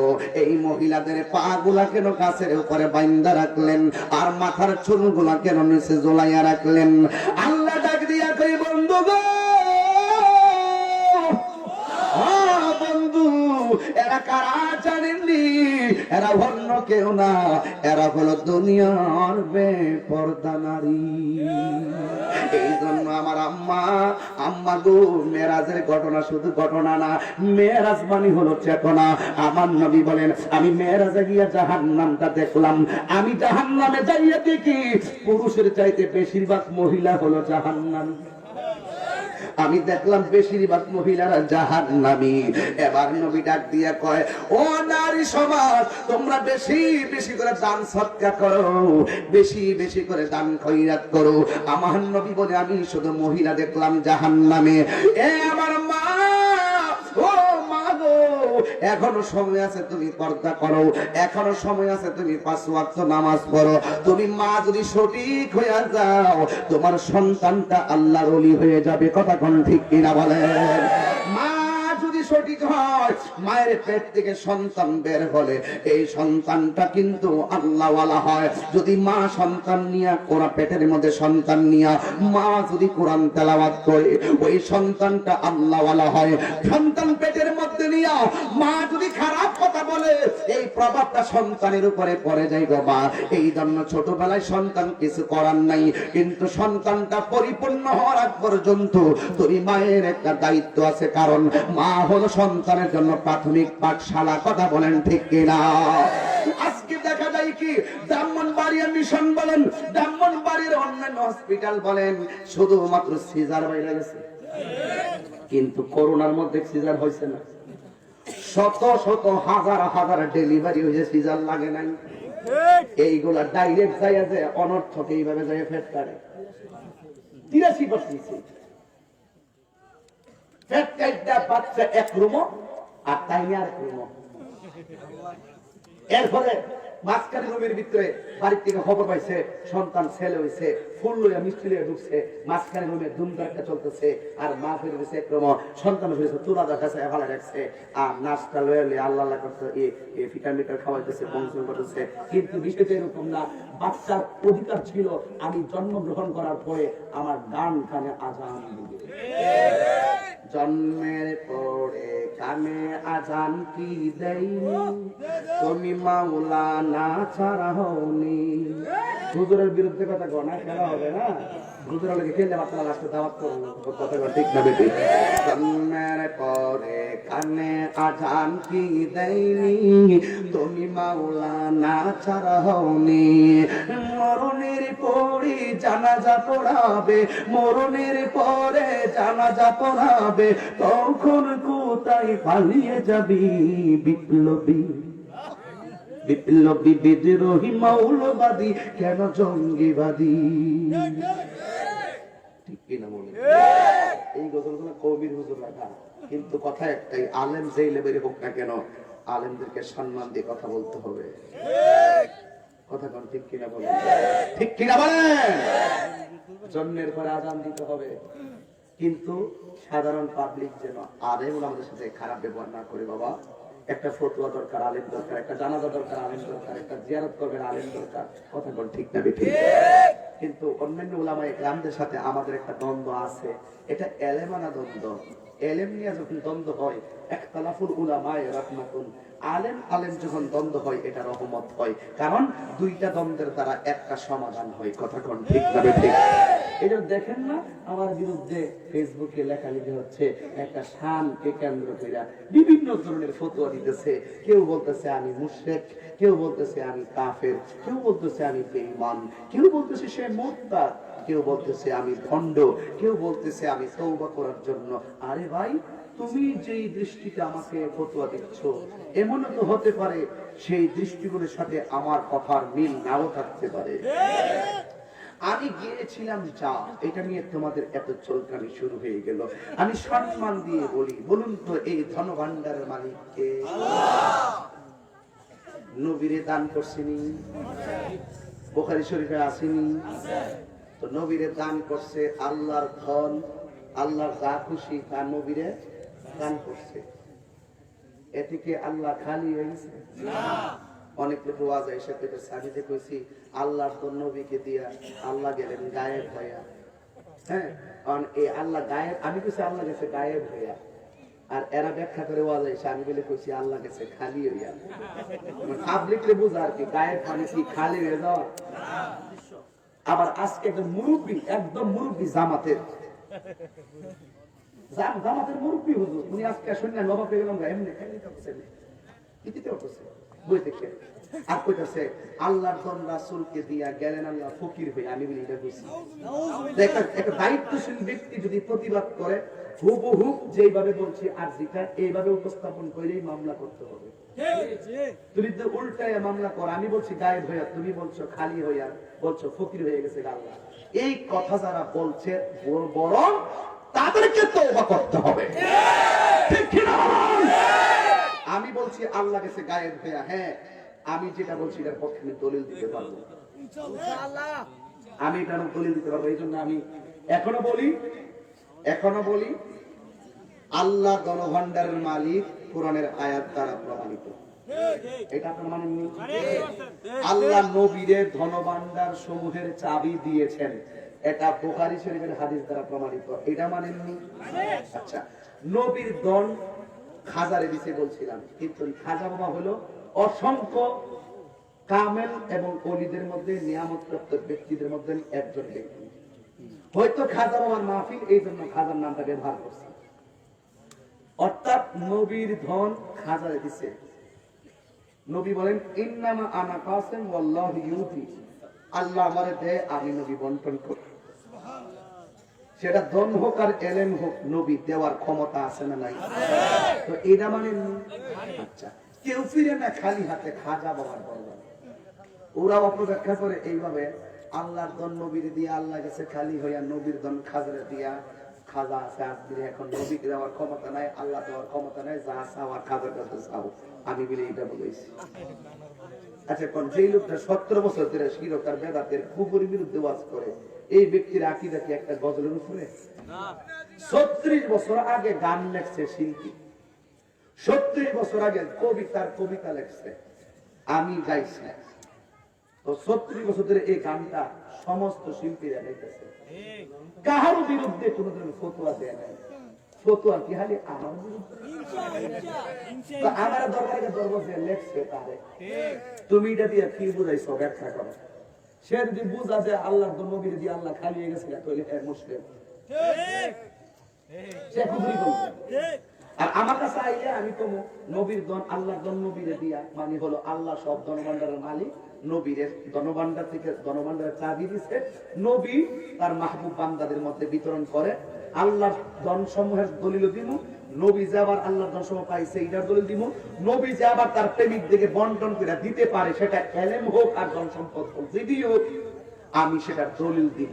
যদি আমার বক্তব্যের দ্বারা যদি কোনো ধরনের শিরক এবং কুফর প্রকাশিত না হয়, আর আমার বলার দ্বারা যদি উদ্দেশ্য এটাই হয়, তাহলে তুমি আমাকে মুশরিক আর কাফের ফতোয়া দিবা কোন দলিলে? বরং তুমি মন গড়া বললে চলবে না, আমার কাছ থেকে তোমাকে বুঝে নিতে হবে। কবির কবিতা অনেকেই গায়, কেউ বুঝে গায়, কেউ না বুঝে গায়। হ্যাঁ, এটা বলতে পারো, এতটুকু বলা যেতে পারে যে এই শব্দ চয়ন গুলো নিয়ে যেহেতু আলেমদের মধ্যে বিভিন্ন দ্বন্দ্ব বিদ্বন্দ্ব বাইরে দিতেছে, সুতরাং এটা বলতে পারে যে এই কথার দ্বারা ব্যাখ্যা হয় আবার অপব্যাখ্যা হয়, এইগুলো বলার চাইতে না বলা ভালো। তখন আমি হিসাব মিলাইতাম যে আমি যদিও তরিকত তাসাউফ আর দলিলের ভিত্তিতে একদম স্পেশাল মাইন্ড নিয়ে আমি গিয়েছিলাম, যেহেতু পাবলিকের মধ্যে বিভিন্ন ধরনের ঘাত প্রতিঘাত শুরু হয়ে গেছে এবং আলেমদের মধ্যে একটা বিভাজন তৈরি হয়ে গেছে, আসলে এটা বলাটা অন্যভাবে বলা উচিত ছিল। সেটা ছিল মিলের মধ্যে কথা। কৌমিরা আমাকে কুফরি ফতোয়া দিত, আমার অসুবিধা নাই, এমন কৌমিদের হাজার হাজার কুফরি ফতোয়া আমরা দিয়ে রাখছি। জামাতের এরা কারণ জামাতের একবারে মৌদুদি থেকে দইরা সবাই আমরা আগের থেকে কাফের ফতোয়া দিয়ে রাখছি। কিন্তু আমার প্রশ্ন হলো, যাদের সঙ্গে আমি মাহফিল করি, যাদের সঙ্গে আমার রাত্রে ফোনে কথা হয়, ওরা আমার সাথে চললে আমার সঙ্গে ফিরা, আমারে যখন কাফের আর মুশরিক ফতোয়া দিছে, আমার যখন স্বাভাবিকভাবে বলার মতন তারা চেষ্টাও করে নাই, সুতরাং আমি তাহিরি এই ব্যাপার নিয়ে তাদের সঙ্গে বোঝার আছে। আমি কয়েকদিনের ভিতরে তাদের নাম তালিকা করে আমি বহসের জন্য আহ্বান করব। যদি আমি হেরে যাই, আমি স্বীকার করবো এটা আমার ভুল হয়েছে। যদি তারা হেরে যায়, তারা তাদের বক্তব্যের জন্য তওবা করবে। তবে আমি স্পষ্ট বলে গেলাম, রেডি হোক, যে কোনো মৌলবীর উপরে বাহাসের তুফান আসতে পারে, 14 গোষ্ঠী লই আইবা। আমি প্রমাণ করব সমস্ত ধনভাণ্ডারের মালিক আমার আল্লাহ। আল্লাহ ধনভাণ্ডার থেকে নবীকে দিয়েছেন বুখারী শরীফ, নবী আবার সেই ধনভাণ্ডার থেকে আল্লাহর হাবিব তার মাহবুব বান্দাদের মধ্যে বন্টন করেছেন, করবেন, এবং এটাই স্বতঃসিদ্ধ। এবং ওলি আল্লাহদের দরবারে গিয়ে উসিলা করে আল্লাহর কাছে কিছু চাইলে সে খালি হাতে ফিরে না, হইলে ওলি আল্লাহর দরবারে যাইয়া ওলির উসিলা কইরা কোরআন তেলাওয়াত কইরা দুরূদ শরীফ কইরা সালাতু সালাম কইরা আল্লাহর ওলির উসিলা দিয়া যদি দোয়া করে, ওই তো তার দোয়াটা কবুল হবে। দোয়া কবুল না হলো দোয়ার দুইটা বৈশিষ্ট্য, একটা হলো যেখানেই তুমি দোয়া করবা ওই তো দোয়া কবুল হবে, আর না হয় তোমাকে আল্লাহ পাক একটা খারাপ কাজ থেকে ফিরিয়ে রাখবে। সুতরাং কেউ খালি হাতে ফিরে না, মাহবুব বান্দাদের উসিলা করে আল্লাহর কাছে চাইলে আমি সেটাও প্রমাণ করব। আসো কথা কর, ঠিক কি বলে? আসো কথা হবে, আসো কথা হবে। কথা কি গায়ের জোরে হবে না দলিলের জোরে হবে? আমি পাগল হয়ে গেছি, এরা ফতুয়া দিতে দিতে দিতে ফতুয়ার বাজারটা এমন করছে কলা ভাতার মতো হয়ে গেছে। যারা ফতুয়া দিছে, যাদেরকে ফতুয়া কাফের দিছে, এরা বউ তালাক কইছে, এদের লোকে এখন বয়া উঠা বসা করে খাইতেছে। তোরে ফতুয়াটা গেল কই? ফতুয়া দিয়ে আবার হন যাইয়া বিয়া হয়ে গেছে। তাহলে ফতুয়া গেল কই? ফতুয়া দিছি তো দিছি, ওইলে বুঝাইয়া নাও, নাইলে বুঝতে আসো, একটা তো হবে। কথা কোন ঠিক কিনা বলেন? ফতুয়াটারে কলা পাতার মতো বানাইছে। এই সমস্ত মুনাফিকরা আবার বড় বড় আওয়াজে কথা কয়, নিজের যে কি মনে করে, এই আমি তাহিরে যদি দড়ি, তোমাদের গুরু ঠাকুর তিরি আছে না, নাম ধীরে ধীরে কইয়া দিব কোন জায়গায় কুফরি আছে, কোন কিতাবে কুফরি আছে, তোমরা কোন কোন কারণে মুশরিক, সব কিন্তু বলবো। হ্যাঁ, বলতেই তো হবে, আর কি ছেড়ে দেওয়া যাবে ভাই? আসো কথা হবে। কি হবে? কথা হবে, ঠিক কিনা বলেন? আপনারা মনে হয় একটু বেজার হয়ে গেছেন, এই কথাগুলো না বললে তো বাজান বুঝতেন না। প্রত্যেকটা গ্রামের মধ্যে এই ব্যাপার নিয়ে দ্বন্দ্ব চলতেছে। সুন্দর কি মন গড়া কথা বলে? আপনার বিবেকী কি বলে? সারাটা জীবন আমরা লোকে করছে কোনটা জানেননি? অপপ্রচার, শুধু অপব্যাখ্যা। সারা জীবন কইছেন আমরা নাকি বলি নবী নিজে নিজে গায়েব জানে, এই কথা কইয়া ভাব লিখলে বুঝাইছে। আমরা কি এই কথা বলি?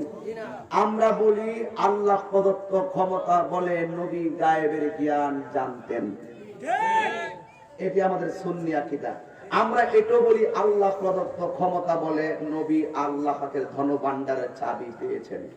নবীর ক্ষেত্রে আসলে কেন লেগে যাবে, চুলখানি সরিয়ে দেবে। সমস্যা হলো এটা। এখন দেখেন আরেকটি সমস্যা হলো, নবী আল্লাহর কাছে মেরাজে গিয়েছেন, কিন্তু এই কথাটা বিশ্বাস করতে চাই না। ওরা বলে নবী নাকি স্বপ্নে মেরাজে গেছে। আচ্ছা, এটাকে আপনারা বিশ্বাস করেন? বলেন বিশ্বাস করেন?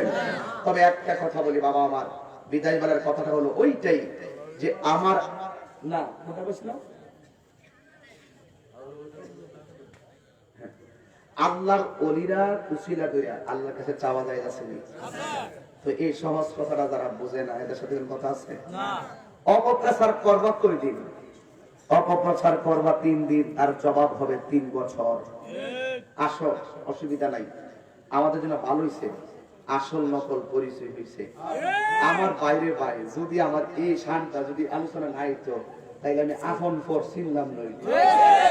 আল্লাহ কাছে লাখ শুকরিয়া যে আমার মাস বয়স হয়ে চিনছি, বাকি জীবন বাচ্চা থাকলে ফেললে যেত।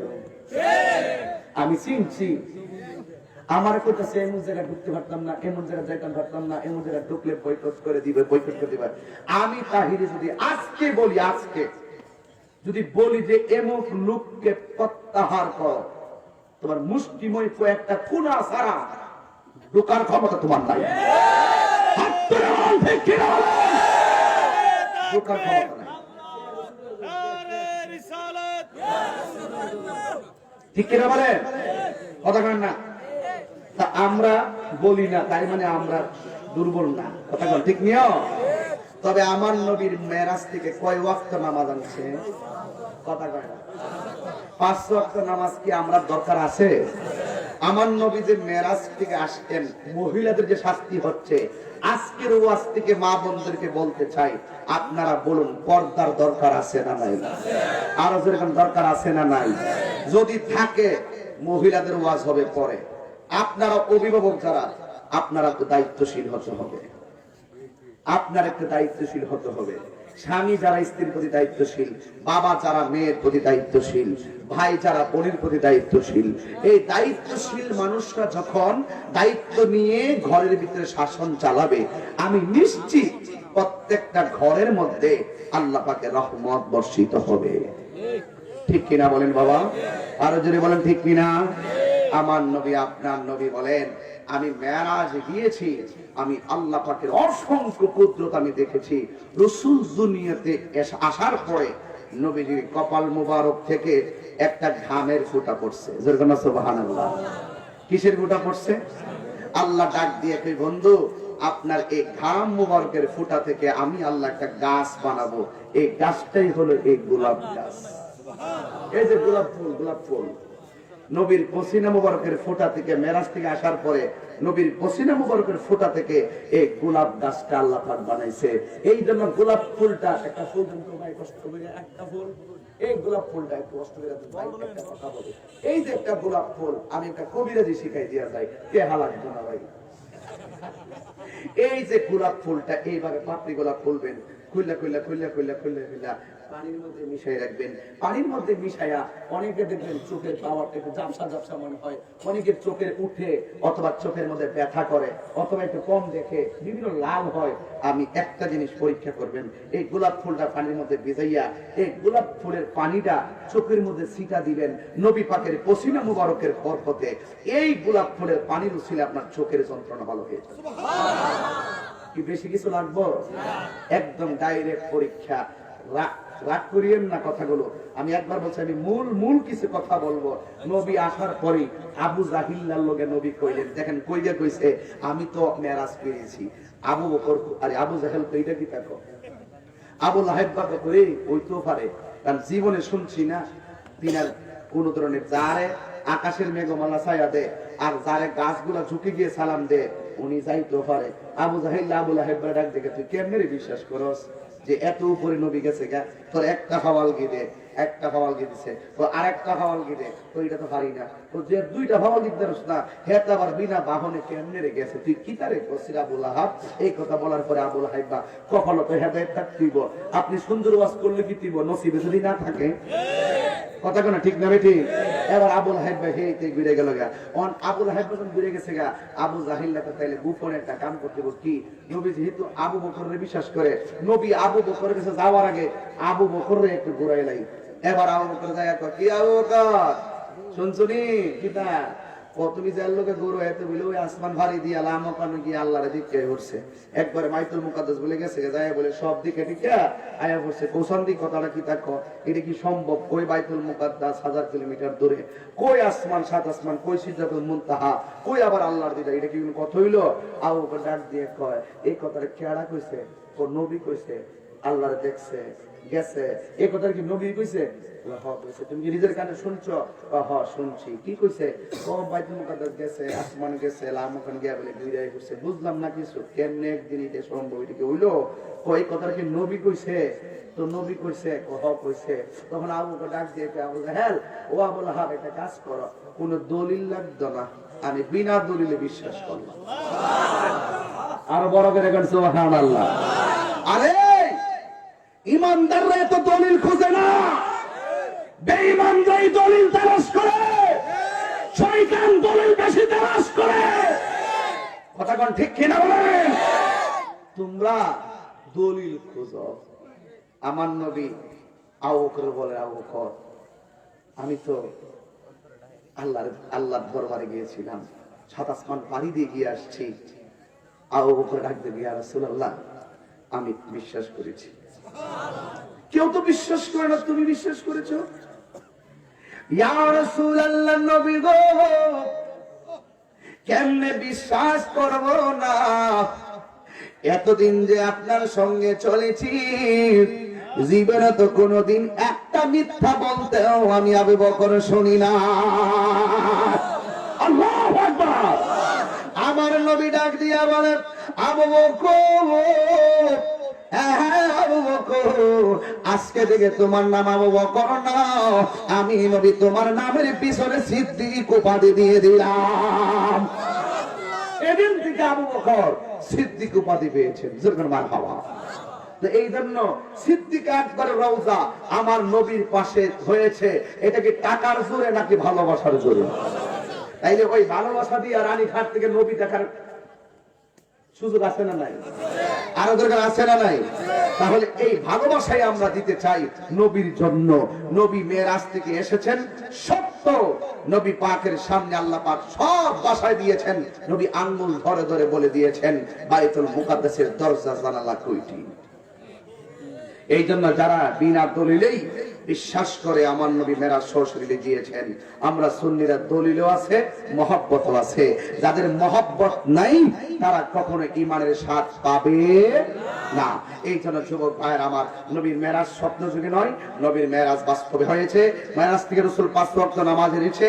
এই 5 ওয়াক্ত নামাজ আপনারা পড়বেন, মা বোনদেরকে বলবেন পর্দায় চলার জন্য রাজি আছেন না নাই। যদি রাজি থাকেন 2 হাত তুলেন আমার সাথে, 2 হাত আমার সঙ্গে সোজা করে একটি স্লোগান দিব, আওয়াজটা হবে বড়। একটু জিকির করব, বিদায় বেলা কমিটিদের একটি চাহিদা ছিল জিকির করা। এরপর আমি বলবো, কিন্তু হাতটা সোজা করেন, এমন একটি আওয়াজ দিবেন যেন আজকে আকাশ বাতাস মুখরিত হয়। আমার কবরবাসীর জন্য সাওয়াব পায় কবরে, আল্লাহকে মহব্বত করে মা বাবার চেহারা খেয়াল করে। সবাই জোরে আওয়াজটা করবেন, নারায়ে তাকবীর, আল্লাহু আকবার, নারায়ে রিসালাত, ইয়া রাসূলুল্লাহ, আহলে সুন্নাত ওয়াল জামাত, জিন্দাবাদ জিন্দাবাদ, কোরআন সুন্নাহর আলো করে করে চালো, মিলাদ কিয়ামের আলো করে করে চালো, নারায়ে তাকবীর, আল্লাহু আকবার, নারায়ে রিসালাত, ইয়া রাসূলুল্লাহ, আহলে সুন্নাত ওয়াল জামাত, জিন্দাবাদ জিন্দাবাদ। হাত নামান। নবী আলীর দুশমনেরা হুঁশিয়ার সাবধান, জিন্দা নবীর দুশমনেরা হুঁশিয়ার সাবধান। একটু মহব্বতের সাথে জিকির করবেন, রাজি আছেন কি? বাজান শেষ একটা কথা বলি, আব্বা বলেন তো কবরটা কি আসল ঘর না নকল ঘর?